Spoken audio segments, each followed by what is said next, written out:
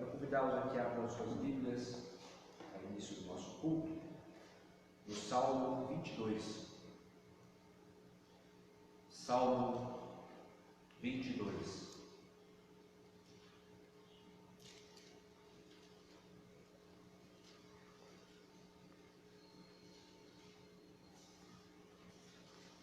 Salmo 22. Se nos diz a palavra do Senhor. Deus meu, por que me desamparaste? Por que se acham longe de mim, da minha salvação, as palavras do meu bramido? Deus meu, clamo de dia e não me respondes, também de noite, porém, não tenho sossego. Contudo, tu és santo, entronizado entre os louvores de Israel. Nossos pais confiaram em ti, confiaram e os livraste. A ti clamaram e se livraram, confiaram em ti e não foram confundidos. Mas eu sou verme, não homem, opróbrio dos homens, desprezado do povo. Todos que me veem zombam de mim, afrouxam os lábios e meneiam a cabeça. Confiou no Senhor, livre-o ele, salve-o, pois nele. Contudo, tu és quem me fez nascer, me preservaste quando eu ainda no seio de minha mãe.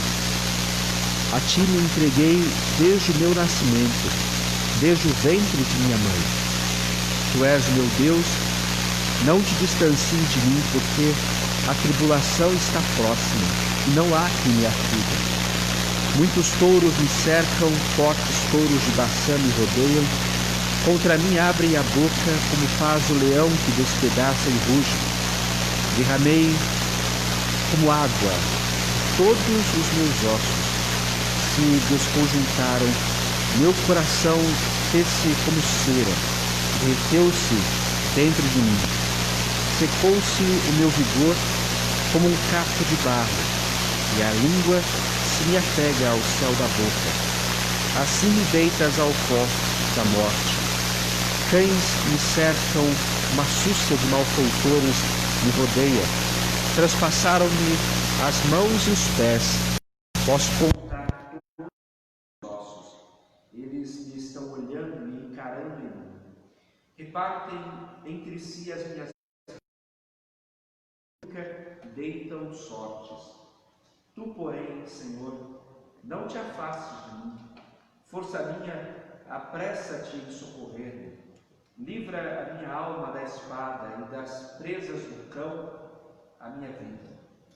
Salva-me das fauces do leão e dos chifres dos búfalos. Sim, tu me respondes. A meus irmãos declararei o teu nome, cantar-te-ei louvores no meio da congregação. Vós que temeis ao Senhor, louvai-o. Glorificai-o vós todos, descendência de Jacó, reverenciai vós todos, posteridade de Israel, pois não desprezou nem abominou a dor do aflito, nem ocultou dele o rosto, mas o ouviu quando lhe gritou por socorro. Meu louvor na grande congregação, cumprirei os meus votos na presença dos que o temem. Os sofredores hão de dar-se os que o buscam. Viva para sempre o seu coração. Lembrar-se-ão do Senhor, e eles se converterão os confins da terra. Perante ele se prostrarão todas as famílias das nações. Pois o Senhor é o reino, é ele que governa as nações. Todos os opulentos da terra e todos que descem ao pó se prostrarão perante ele, até aquele que não pode preservar a própria vida. A posteridade o servirá. Far-se-á do Senhor a geração vindoura, hão de vir anunciar a justiça dele ao povo que há de nascer, contarão que foi ele quem o fez. Amém. Nós louvaremos a Deus com o grupo de cânticos.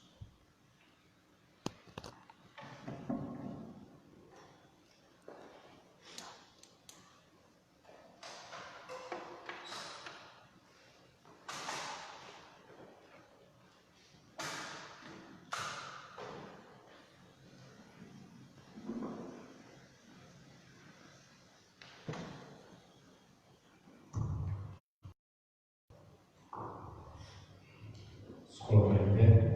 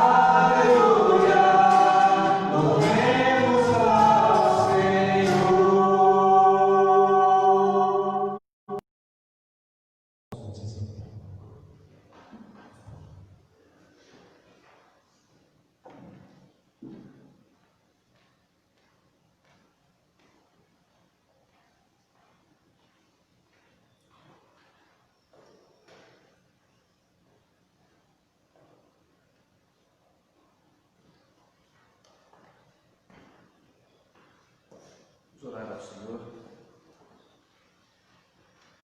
e vem nos direcionar a esse intuito tão precioso de prestar adoração a Ti.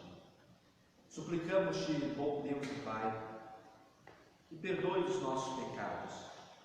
Suplicamos-te que laves os nossos corações das nossas iniquidades, daquilo que em palavras, em pensamentos, em ações, em omissões cometemos contra Ti. E que uma vez lavados pelo sangue de Cristo e perdoados das nossas faltas, estejamos prontos a ouvir a Tua doce voz. O Senhor que fala, o Senhor que se comunica a nós e o Senhor que nos apresenta as palavras de vida eterna. Sê, pois, ó Deus, propício a nós pecadores e traze a Tua voz, a Tua palavra aos nossos corações. E que a Tua palavra nos preencha, nos instrua, nos transforme, nos aperfeiçoe e mais sejamos parecidos com o Teu Filho. Obrigado, Senhor, por cada um dos que aqui se fazem presentes. Obrigado por aqueles irmãos e irmãs que nos acompanham pelas redes sociais. E que, ó Deus, o Teu nome, e apenas o Teu nome, seja engrandecido. Nós Te louvamos e agradecemos no santo nome de Jesus. Amém. Os irmãos, para a nossa exposição nessa manhã, quero convidá-los a que abram as suas Bíblias no Evangelho segundo Marcos, Evangelho de Marcos, capítulo 15.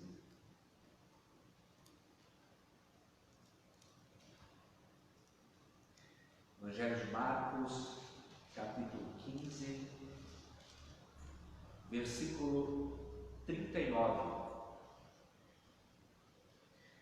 Marcos, capítulo 15, verso 39.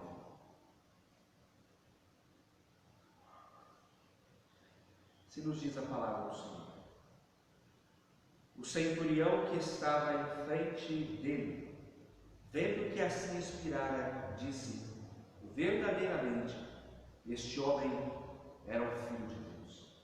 Amém.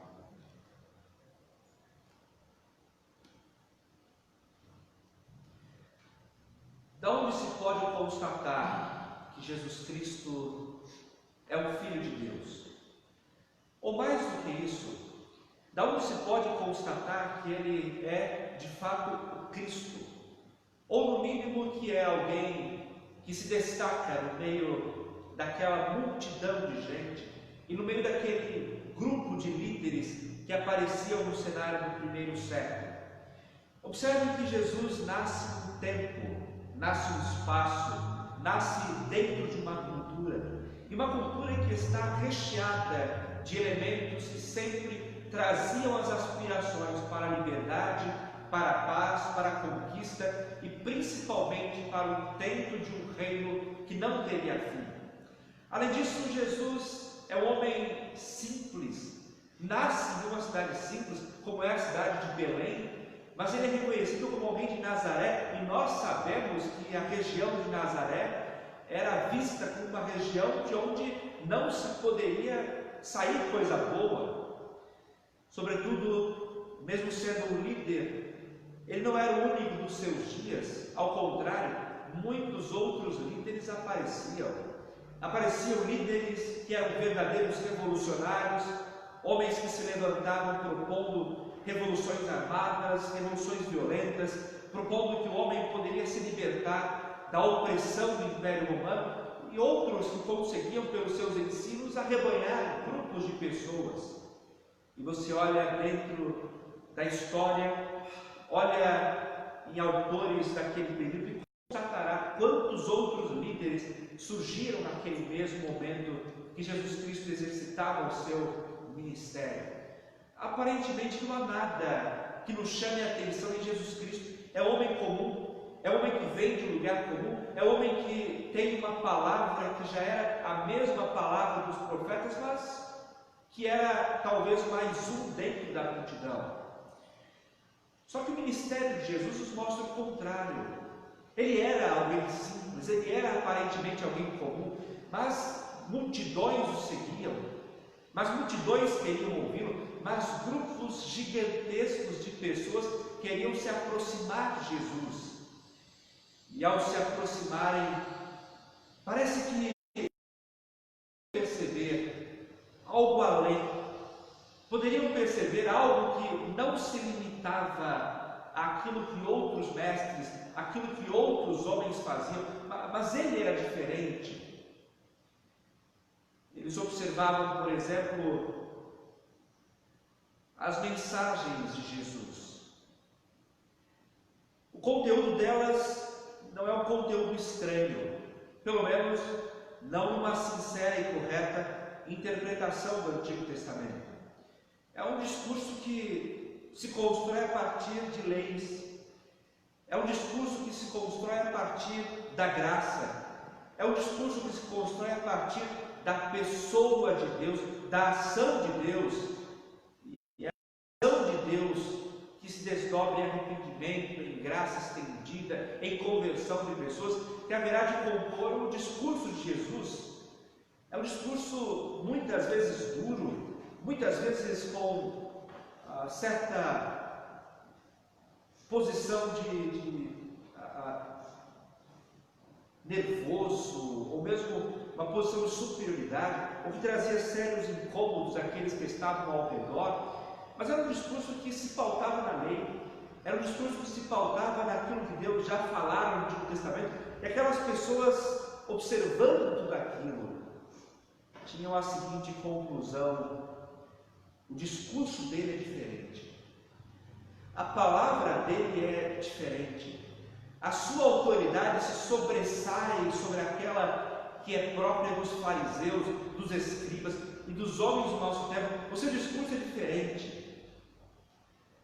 Mas há um outro detalhe que me chama a atenção, que é o fato de Jesus não apenas ter discursos magníficos, como também ele tem um elemento nas suas mãos que faz com que ele seja em absoluto diferente daqueles outros mestres ou outros professores do seu tempo. Ele era aquele que com uma palavra libertava. Ele era aquele que com um gesto curava. Ele era aquele que conseguia ler os corações, ele conseguia ler as mentes, ele conseguia ler as intenções, ele conseguia notar a história do indivíduo sem que ele dissesse sequer uma palavra. Ele sabia sobre a vida da mulher samaritana sem que ela jamais tivesse contado. Ele sabia falar sobre as intenções dos fariseus, mesmo que elas tivessem capa de falsidade ou por uma capa de uma falsa religiosidade. Ele sabia, como Deus que é, aquela palavra que não havia chegado à língua do indivíduo, ele sabia inteira, assim como era apenas ele que podia curar, era apenas ele que poderia ver diante de si um leproso, ou um coxo, ou um cego, ou um surdo, e trazer a essas pessoas de uma forma impressionante a cura.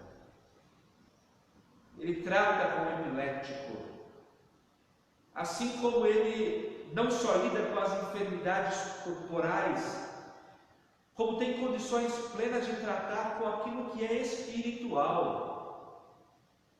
Quantas pessoas apresentavam ao Salvador seus filhos, parentes, amigos, vizinhos que estavam possessos por demônios. E esses demônios traziam opressão, esses demônios traziam mal, angústia, oprimiam essas pessoas, esmagavam essas pessoas, mas qual demônio que poderia ficar em pé diante de Cristo?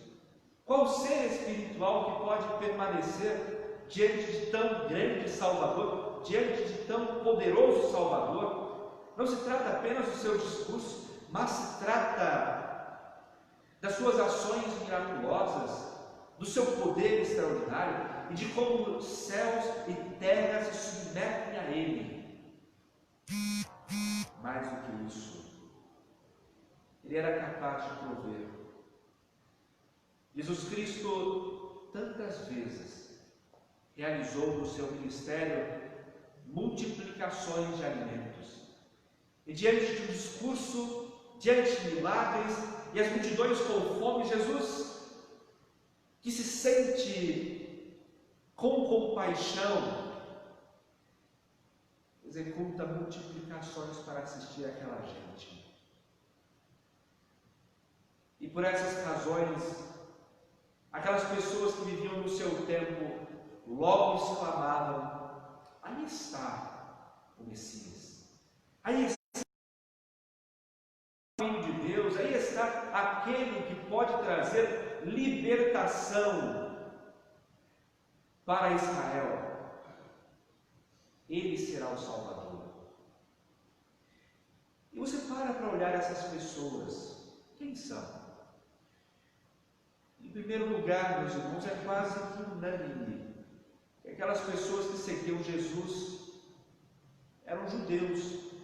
Nós sabemos que há alguns casos extraordinários em que a mulher sírio-fenícia, em que há um grupo de gregos que procura o Salvador, mas a maioria era de judeus. Eram pessoas com história, eram pessoas com o Antigo Testamento nas suas mentes, eram pessoas que conheciam as tradições, eram pessoas que conheciam os profetas, eram pessoas que buscavam constatar a realidade concreta que os profetas pronunciaram dentro da história. E quando viam Jesus com o seu poder, com seus milagres, com seus discursos, com sua intimidade com Deus, chegaram à conclusão: ele é o Messias. A maioria era de judeus.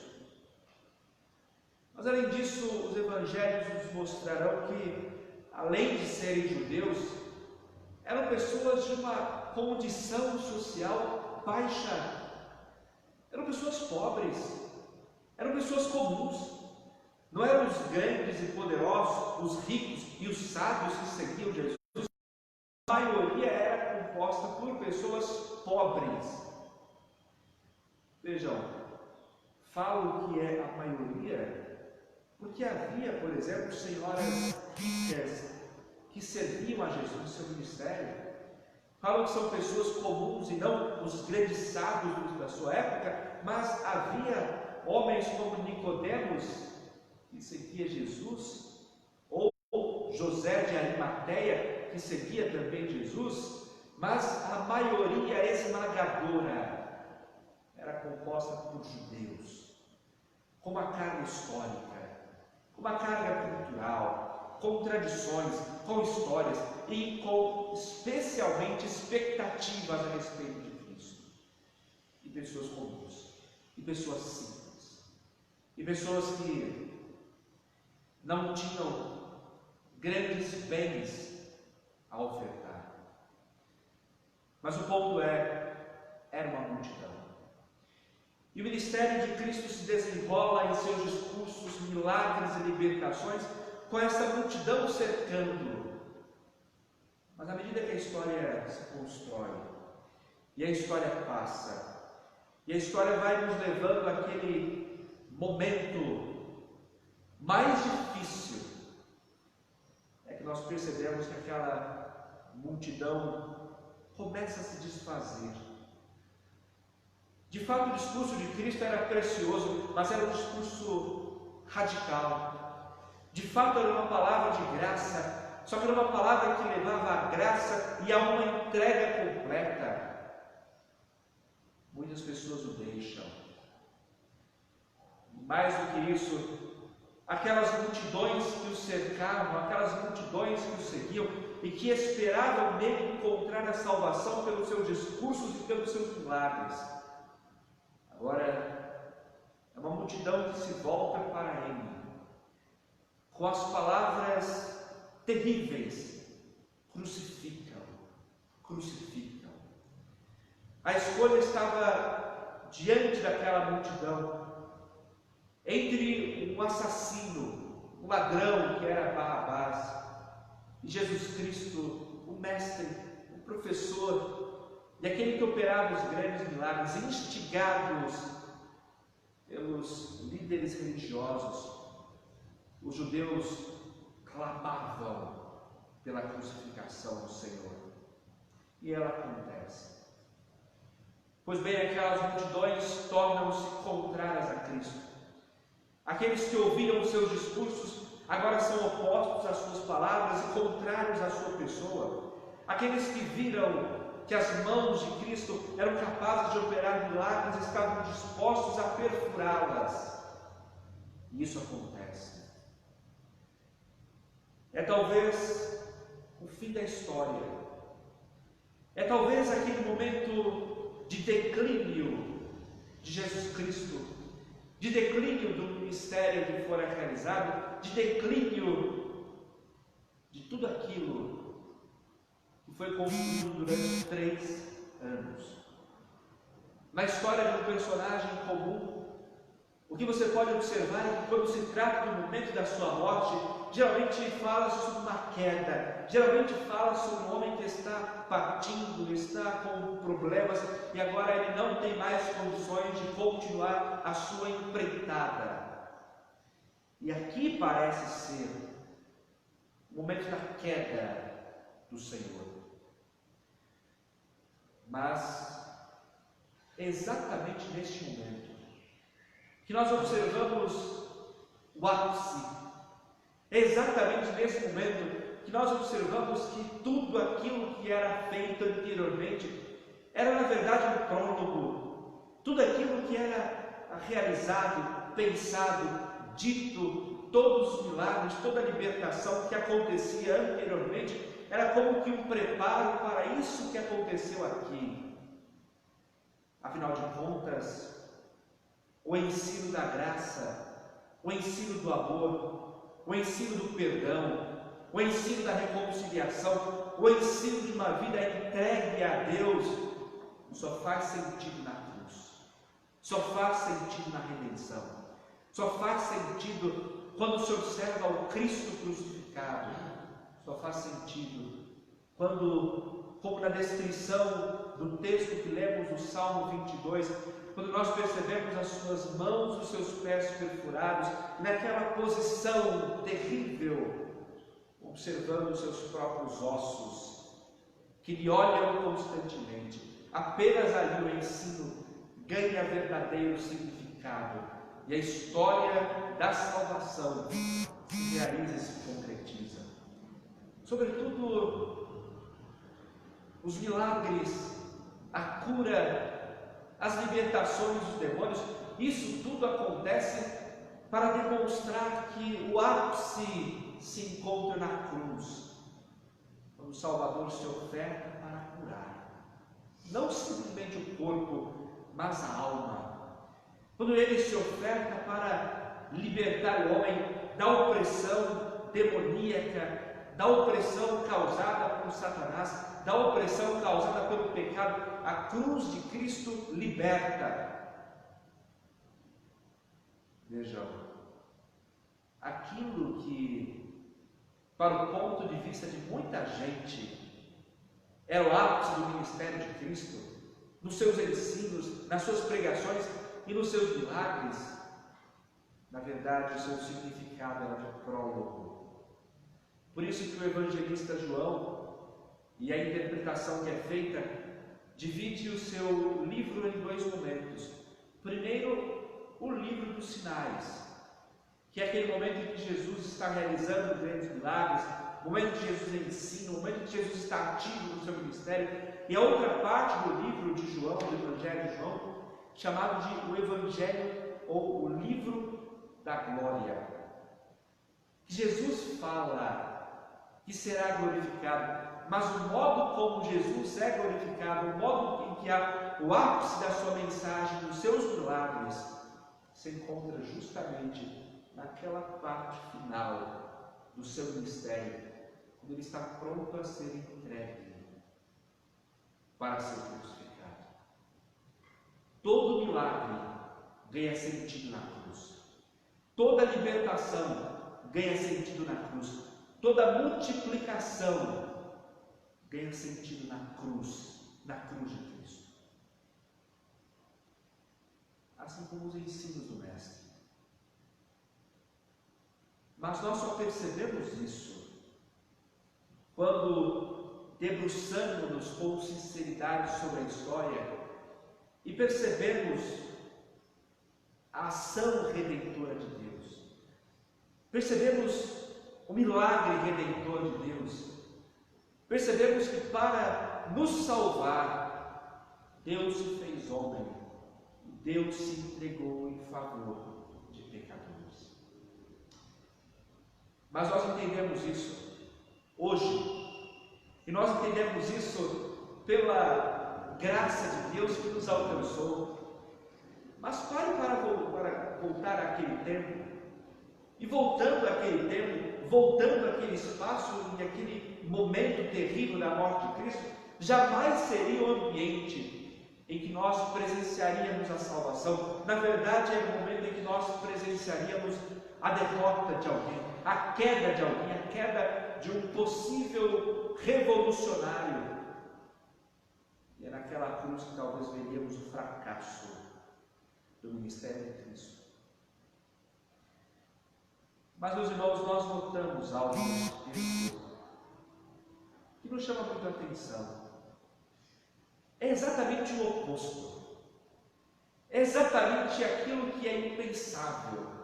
É exatamente aquilo que a mente humana não poderia calcular ou compreender, porque foge de toda a lógica, foge de tudo aquilo que nós comumente estabelecemos como padrão de comportamento, padrão de procedimento, e aquilo que a própria rítmica da história nos leva. Aos olhos humanos era um momento de queda. Os milagres naquele ambiente não acontecem. Nós sabemos que quando Jesus morre, os túmulos se abrem e os que haviam morrido ressuscitam. Mas naquele ambiente, naquele espaço, nenhum milagre acontece. Não há nenhum discurso de Cristo, não há nenhuma pregação de Cristo. Muito pelo contrário, as frases de Jesus são frases muito curtas, muito específicas e estão dentro daquele contexto.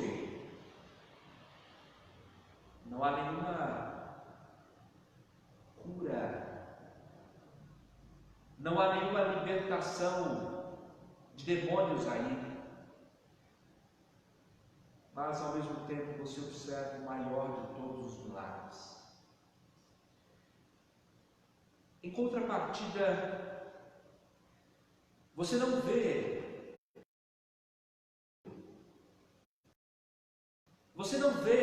um homem simples.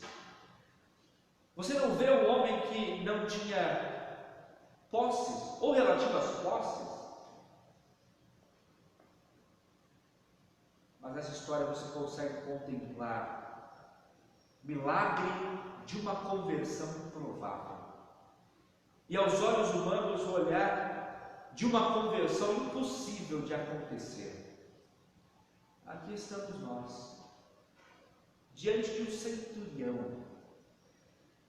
O centurião é um homem que é responsável por aquilo que nós chamamos de centúria. Era um grupo de aproximadamente 80 soldados que estavam numa composição maior, que era uma legião, que era composta por aproximadamente 5.000 homens. Cada centurião era responsável por 80 soldados. E os historiadores da história militar dizem que se você quisesse ter o controle das legiões, você tinha que ter proximidade com os seus centuriões, porque na prática eram os centuriões que orientavam as legiões, orientavam cada grupo de 80 homens à sua disposição e, consequentemente, tinham condições de organizarem-se de tal forma que o inimigo fosse abatido. Eles estavam dentro das cidades, eles eram responsáveis por manter a ordem e os soldados o tempo todo à sua disposição. Eles eram os que monitoravam, inclusive, as execuções. Por isso, não é estranho você observar esse centurião aqui. Ele é romano, ele não é judeu. Ele é um homem poderoso, uma das estruturas das legiões romanas. Ele não tem interesse, e mais do que isso, este evento aqui para ele não tem significado nenhum. Afinal de contas, já é uma prática, ele já estava acostumado a ver crucificações de homens que se levantaram contra o Império Romano. Era a coisa mais comum a acontecer. Mas esse centurião, mesmo sendo alguém tão importante para o Império, mesmo não sendo judeu, conseguiu perceber em Jesus algo que outros personagens não conseguiram. Ele conseguiu ver em Jesus nos detalhes, nas pequenas coisas, nos pequenos gestos, nas pequenas palavras, no seu sofrimento mudo, naquela história da sua. mas ele consegue ouvir um brado. E nós podemos entender esse brado como ele fala que entrega a sua alma a Deus e expira. É apenas isso. Pai, em tuas mãos entrego o meu espírito, e o Senhor Jesus Cristo baixa a sua fronte e entrega a sua alma a Deus. É isso que este homem vê. É isso que este homem contempla. E o texto nos demonstra aqui que esse centurião estava em frente a Jesus Cristo. Observa Jesus que expira e faz uma das mais belas declarações de fé. Quando diz, verdadeiramente, o homem era filho de Deus. Meus irmãos, é um ambiente improvável. É o homem improvável. Há um discurso calado. Há um milagre oculto. Há uma grande salvação sendo realizada naquela cruz. E esse homem agora, o centurião, diante do Cristo desfigurado, do Cristo quieto, do Cristo crucificado, reconhece que nele está o Salvador. Reconhece que nele está aquele que é o Redentor. Reconhece que foi capaz de produzir salvação neste homem. Sobretudo, além de constatar isso, ele ainda completa nessa expressão, reconhecendo que aquele que era o crucificado, pelo fato de ser filho de Deus, não é apenas o Salvador, mas é digno de toda a adoração.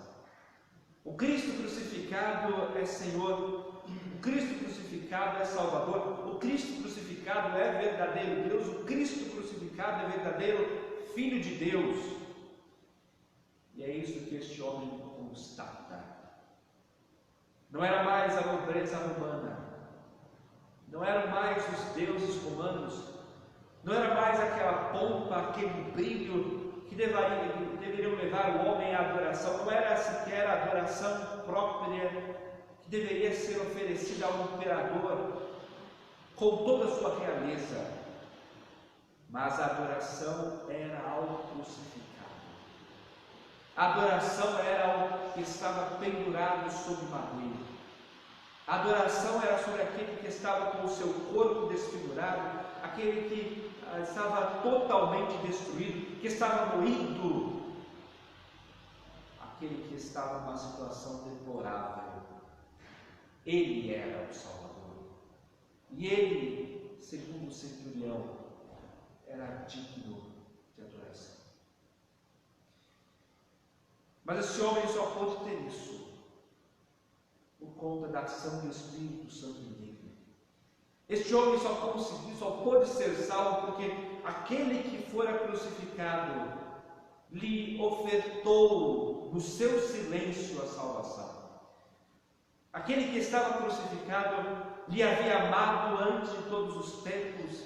Aquele que estava crucificado o havia salvo antes das eras, e aquele que o havia salvo era aquele que despertava o Espírito para lhe trazer redenção e lhe trazer o perdão.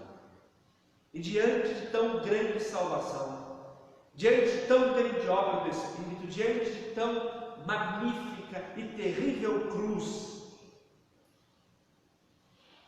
a honra de ser romano nada significa. A honra de não ser um judeu nada significa. A honra de ser centurião nada significa. E toda a história só ganha significado diante do Cristo crucificado, sofrido, terrivelmente massacrado, mas o único que pode ofertar vida e salvação. A história deste homem ganha sentido aqui. A história deste homem ganha significado aqui.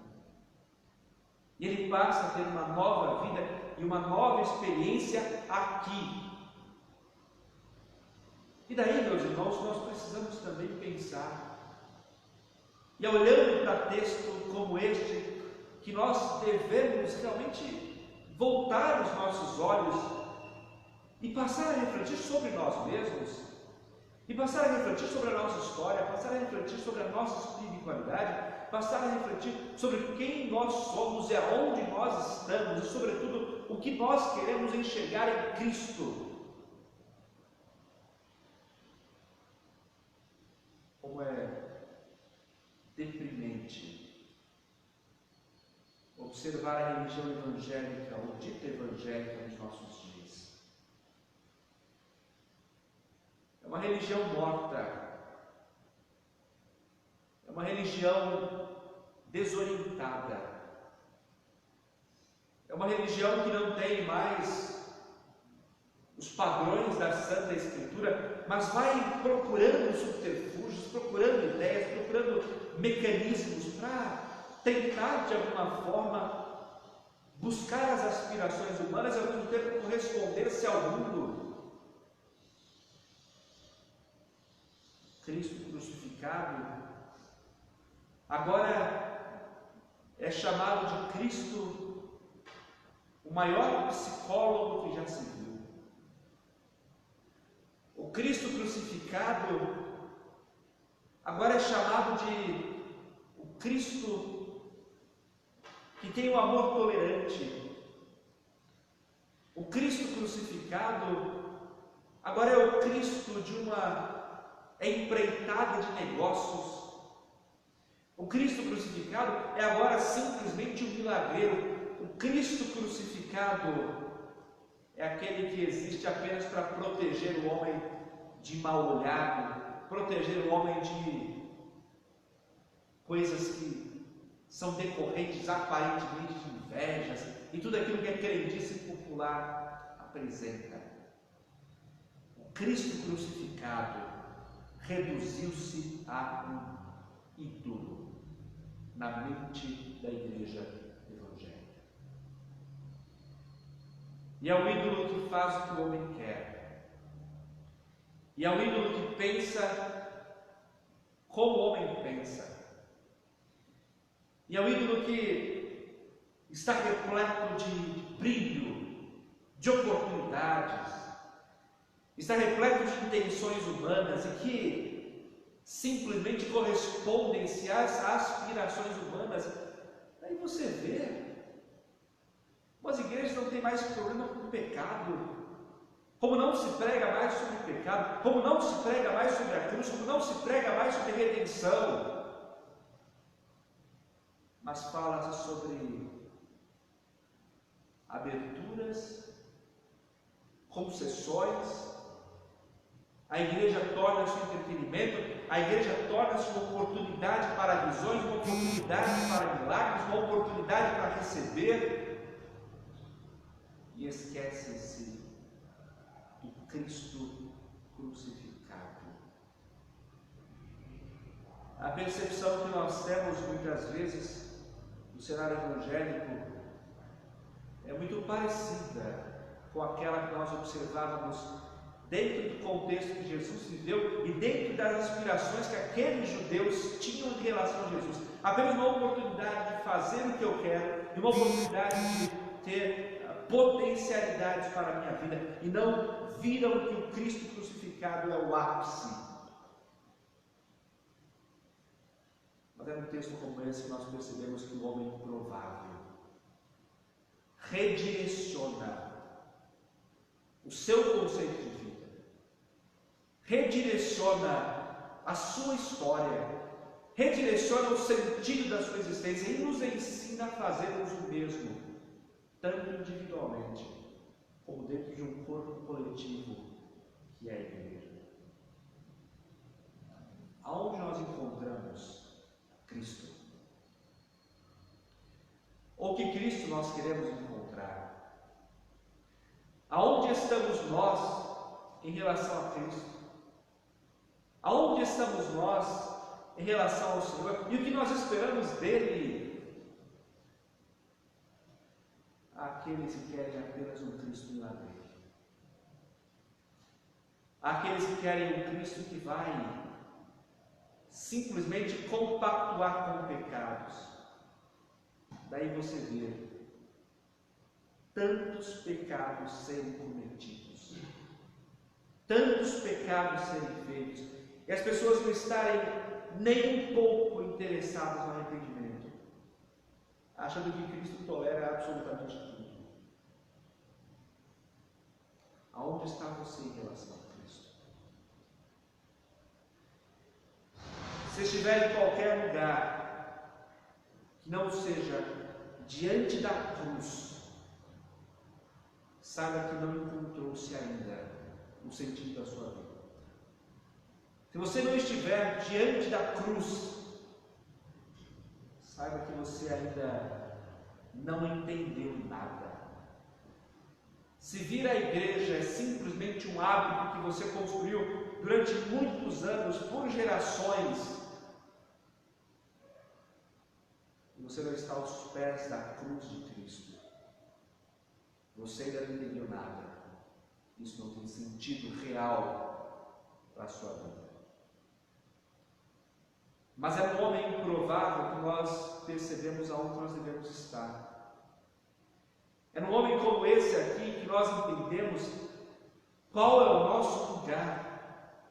E sabendo qual é o nosso lugar, que nós ressignificamos, repensamos todas as coisas e concluímos que a cruz dá sentido à história, à nossa história.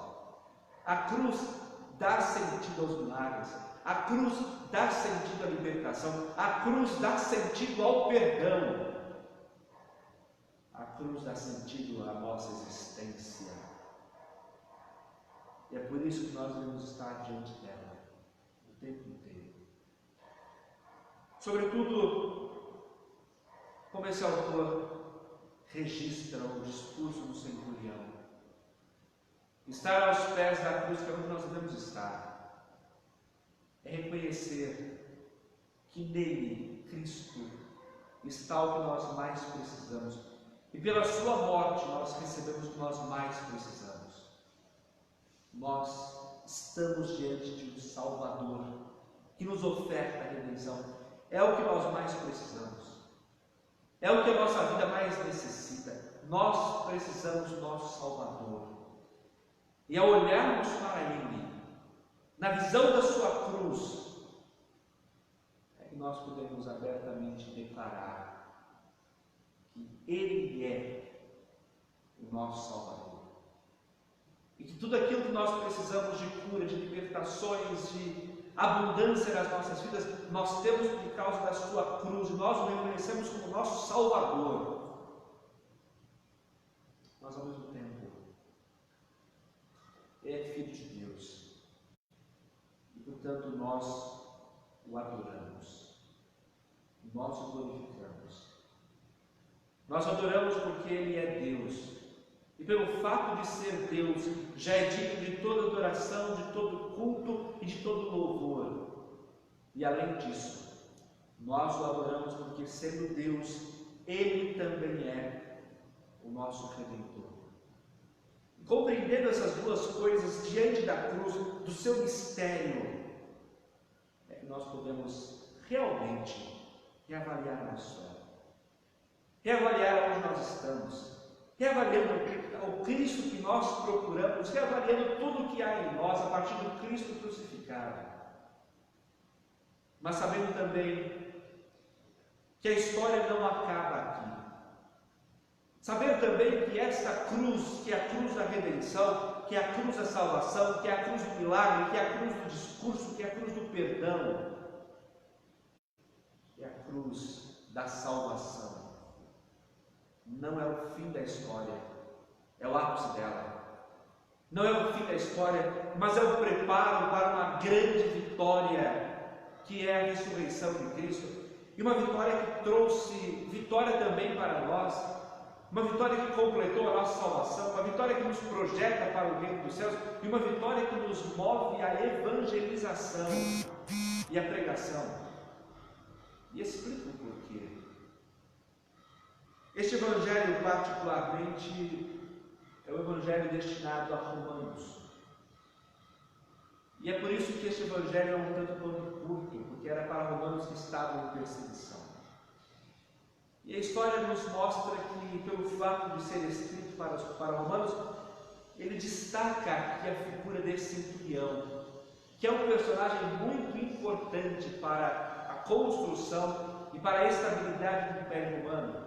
Então vejam, essa história que nos é dada aqui é uma história que, quando apresentada para o seu público original, para os romanos, serviria também para falar, vejam, autoridades, um líder, um homem importante dentro da estrutura das legiões romanas, também se converteu, e essa história serve para a evangelização também. Sobretudo é digno de nota que muitos soldados romanos se converteram ao Evangelho. E estes soldados romanos foram para múltiplas regiões, aonde serviam para pregar o Evangelho. Isso, inclusive, é uma das justificativas para se entender por que o Evangelho já estava na Espanha e em Portugal, já no período do apóstolo Paulo. Provavelmente, soldados, centuriões, foram levados ao Evangelho, assim como este homem foi, assim como este centurião foi. E ao se deslocarem pelas regiões do Império, também levaram a poderosa mensagem de redenção. Mas tudo isso começa na cruz. Tudo isso começa no Cristo crucificado, e não naquele Cristo que nós criamos, que nós imaginamos que será correspondente à nossa vontade, às nossas intenções e àquilo que nós queremos. A pergunta é onde nós estamos. E dependendo de onde nós estivermos, chegaremos às conclusões daquilo que nós pensamos acerca do Senhor. Se nós estamos em qualquer outro lugar e não em frente ao Cristo crucificado e ressurreto, nós ainda estamos perdidos. Nós ainda não entendemos o Evangelho. Se nós buscamos um Cristo que vai simplesmente corresponder-se com os nossos pecados, se nós buscamos um Cristo que é simplesmente alguém que vai nos proteger de alguma coisa, se nós buscamos um Cristo que é aquele que vai nos dar, nos entregar bens materiais, se nós buscamos um Cristo que não passa de um ídolo, saiba que nós estamos perdidos. Não estamos diante da cruz do Senhor. Mas se nós estamos na cruz do bendito Mestre, se nós observamos as suas chagas, nós também observamos a glória da sua ressurreição, nós estamos no local de reconhecimento da sua salvação. Nós estamos no lugar de reconhecimento da nossa falibilidade. Nós estamos no local de reconhecimento de que Ele é o Salvador e que nós muito necessitamos dEle, e por isso nós nos entregamos plenamente a Ele em uma vida de santidade, de arrependimento constantemente. Mas, sobretudo, se nós estamos diante da cruz do Cristo ressurreto, nós estamos diante do local de adoração. Cristo é o Salvador, Cristo é Deus. Cristo é o Redentor, Cristo é Deus. Cristo é Senhor e Cristo é Deus. E as nossas vidas só ganham significado quando nós temos nele a salvação e quando encontramos nele a razão de todo o nosso culto. Nossa vida é para adorarmos a Deus. Nossa vida é para adorar a Deus. A nossa existência é para adorar a Deus. E é por isso que quando falamos como este homem aqui, reconhecemos verdadeiramente este homem é filho de Deus, nós afirmamos, nós o adoramos, nós o bendizemos, a nossa vida é para servi-lo, aonde nós estamos. Ou seja, Nós estamos no trabalho, mas nós ainda estamos diante da cruz do nosso Salvador, do nosso Deus. Nós estamos dentro do ambiente de escola, mas ainda nós estamos diante da cruz do nosso Senhor, do nosso Deus. Nós estamos dentro de casa, com nossa família, mas ainda estamos diante da cruz do Senhor, nosso Deus. Nós estamos na igreja, mas ainda assim estamos diante da cruz, nosso Senhor, nosso Deus. O que ressignifica totalmente o que nós somos, o que nós fazemos, o que nós pensamos, e especialmente o modo como nós nos relacionamos com Deus. A pergunta é onde nós estamos. Se estivermos em qualquer outro lugar, pensando em qualquer outra coisa, vivendo de qualquer outra forma, não entendemos o Evangelho ainda.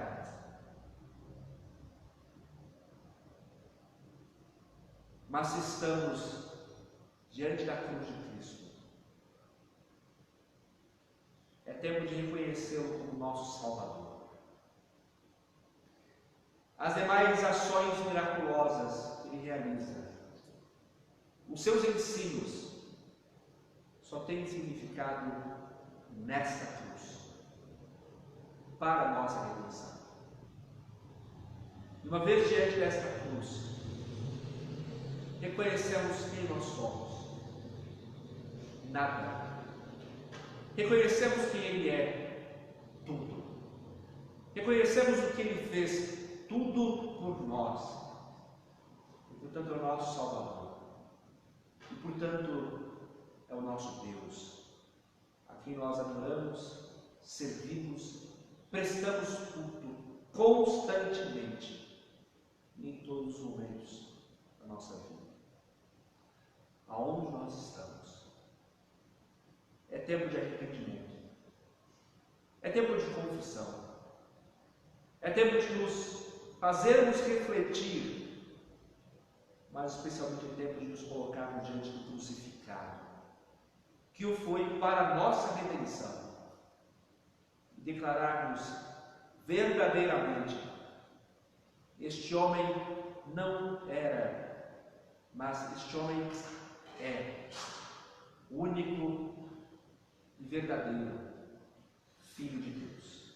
Que Ele assim nos abençoe e nos faça mais e mais próximos da sua. Nós louvaremos a Deus mais uma vez com o grupo de cânticos.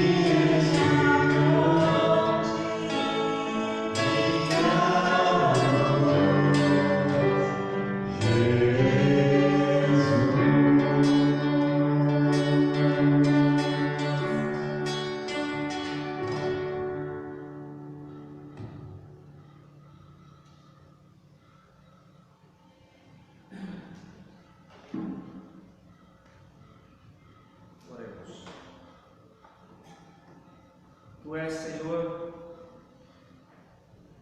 a razão da nossa existência, aquele que traz significado à nossa vida, à nossa história, e em quem a nossa frágil vida ganha razão de ser e existir. Teu nome é exaltado em toda a terra. Nós nos somamos à criação e aos anjos celestes neste ato litúrgico, cultico, de prestar adoração ao teu santíssimo nome. Senhor nosso Deus, tu és Deus de poder, Deus de milagres e essencialmente Deus de redenção. E ao nos aproximarmos de Ti, é nela que as nossas vidas passam a existir, passam a se desenrolar e fazer, e passam a ter um significado concreto. Distantes do Teu amor, Senhor, nada somos. Distantes da Tua graça, o nosso rumo é incerto. Distantes da cruz do Teu Filho, a nossa vida nada é. Por isso, Senhor, conduze-nos ali, conduze-nos àquela cruz, conduze-nos a vermos o Cristo que fora crucificado e agora ressurreto, e faze, Senhor, que nele haja derramamento de graça sobre nós. Faze que ao olharmos para Ele, despamos-nos de toda altivez, orgulho, de toda disposição arrogante para nos salvarmos e encontremos nele a salvação. Faze também, ó Deus, que nele encontremos a santidade, o perdão. Mas também, ó Deus, diante desta cruz do Teu Filho, faz-nos voltarmos para a adoração do Senhor. Ali estava o Deus homem, e hoje vive o Deus homem. E nós adorávamos e adoramos o Deus homem crucificado e ressurreto, e bendizemos o seu santo nome.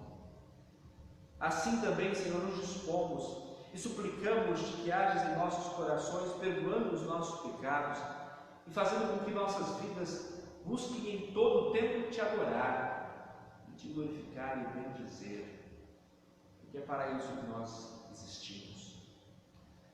Derrama a Tua graça sobre o Teu povo, Senhor. Resgata os errantes, aqueles que têm se aventurado por ideias estranhas, aqueles que têm adorado Cristo segundo as suas próprias imaginações, mas que eles possam se voltar ao Cristo, o homem Deus, o Cristo crucificado e ressurreto, e que nele possam encontrar vida e esperança.